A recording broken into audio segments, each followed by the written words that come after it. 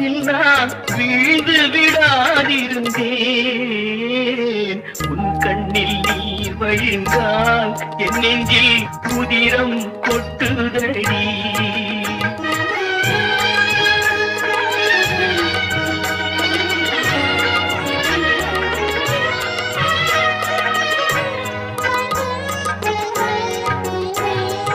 முள்ளில் படுக்கையிட்டு இமையை மூடவிடாதிருக்கும் பிள்ளை குலமடியோ என்னை பேதமை செய்ததடி.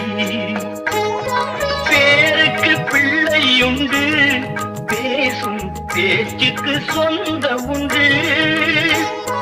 பேருக்கு பிள்ளையுண்டு, பேசும் பேச்சுக்கு சொந்தம் உண்டு.